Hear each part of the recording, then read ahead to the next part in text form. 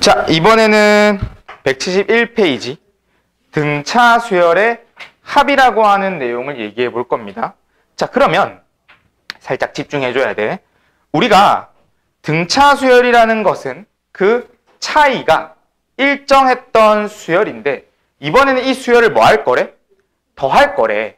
그럼 이 더한다의 뜻과 그거에 나오는 용어들을 먼저 설명해 줄게요.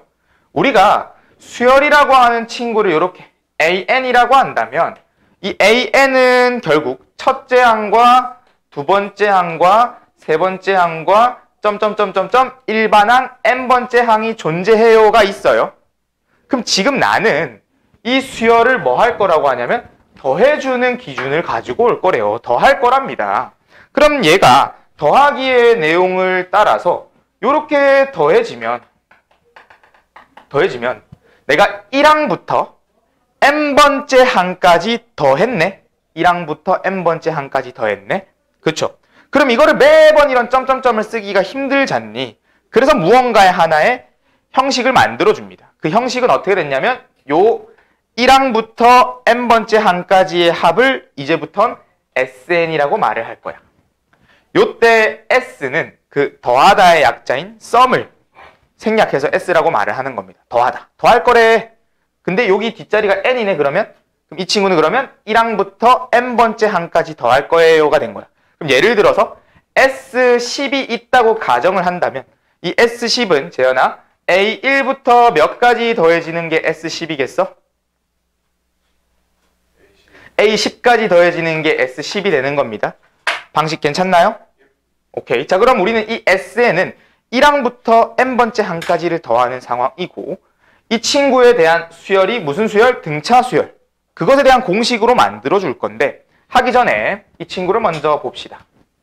이 등차 수열의 합을 관통하는 핵심 내용이에요. 뭐냐면 우리가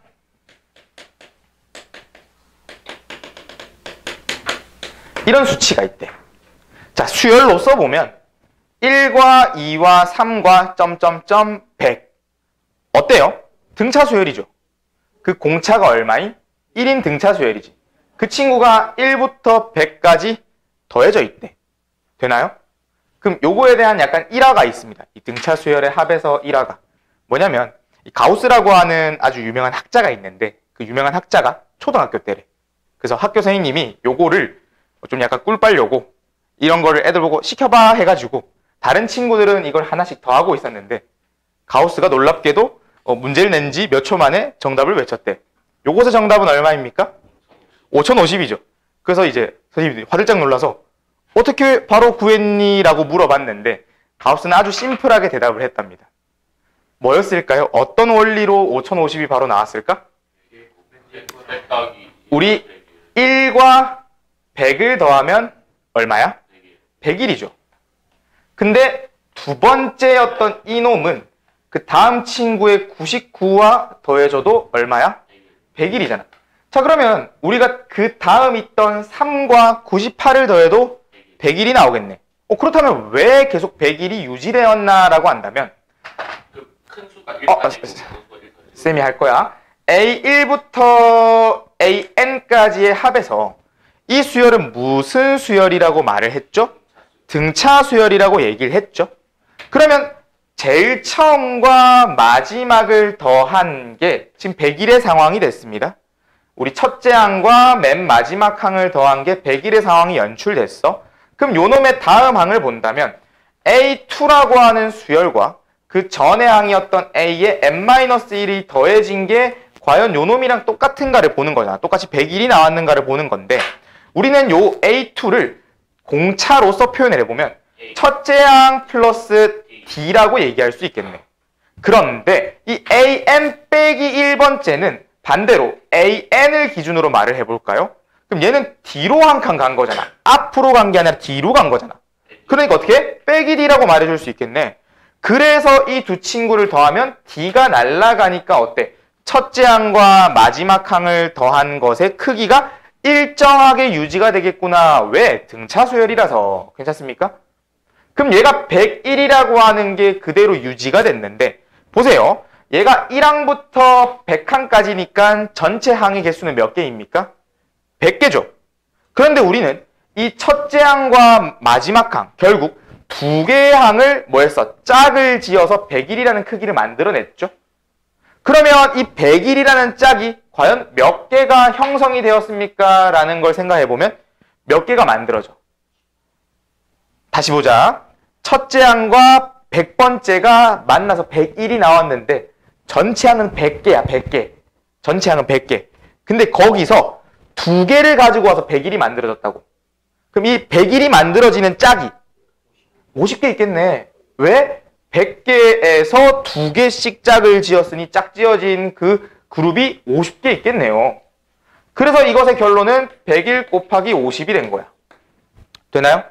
그럼 요놈의 기준으로 가볼까? 요놈의 기준으로 똑같은 상황이잖아. 어떻게 됐어? 첫째 항과 n번째 항이었던 마지막 항을 더해주고 첫째 항과 마지막 항을 더해주고 이 친구를 어떻게? n개가 있죠, n개. 근데 우리가 그 n개를 두 개씩 짝을 맞춰 줘야 되는 거잖아. 그러니까 여기에 뭘 곱하면 된다? 2분의 n개를 곱해주면 되더라. 요 n이라고 하는 건 항의 개수가 되게 된 겁니다. 됐습니까? 자, 그래서 등차 수열의 합공식이 끝났어. 이 등차 수열의 합공식은 어떻게 된다? 이렇게 따라갈게요. 첫째 항과 마지막 항을 더해주는 거야. 첫째 항과 마지막 항을 더해주는 거야. 그리고 그거 앞에 얼마를 곱해주냐면 전체 항의 개수였던 n개. 왜냐면 얘가 1항부터 n번째 항까지가 곱해지는 거니까, 더해지는 거니까. m 한번 다시 n번째 항의 개수의 뭐 절반개만큼을 곱하면 이것이 등차 수열의 합공식이 됩니다. 첫째 항과 마지막 항 더해주고 곱하기 2분의 n개. 이때 n은 그 합의 마지막 전체 항의 개수라고 생각하면 됩니다. 괜찮아요? 그런데 우리가 이 an이라는 수열은 등차 수열이다 보니까 이것을 일반항으로 표현해볼까가 된 거야. 일반항으로 표현해볼까? 그랬을 때 an, 등차 수열의 일반항은 상진아 어떻게 됐니? 등차 수열의 일반항은 어떻게 쓴다? 어떻게 쓴다고 했죠? 첫째 항 a1 플러스 n-1d 이렇게 쓴다고 했었습니다. n-1d 이렇게 쓴다고 했었어. 그럼 그게 그대로 이쪽으로 들어오기도 한다는 거야. 요놈의 모양을 예쁘게 만들어 보면 분모에 2가 들어가 있고 분자에 n 곱하기 가로해서 요 an 자리에 얘가 쇽 들어간다면 2a1 플러스 n-1d 요렇게도 적힌다는 거야.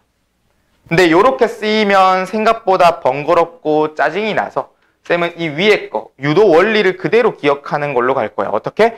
첫째 항과 마지막 항을 더하고 뭘 곱해주더라? 전체 항의 개수의 절반개만큼을 곱해줘라. 그러면 등차 수열의 합공식이 완료가 되는 겁니다. 되었나요? 괜찮나요? 자, 그럼 이쪽에 171쪽에 무슨 설명했냐면 등차 수열의 합공식에 대한 설명을 끝냈고요. 그 아래쪽에 수열의 합과 일반항 사이의 관계라고 하는 내용이 있는데 이거는 필수 예제를 통해서 설명을 더 추가적으로 할 거야. 그렇게 해서 171쪽을 끝냈습니다.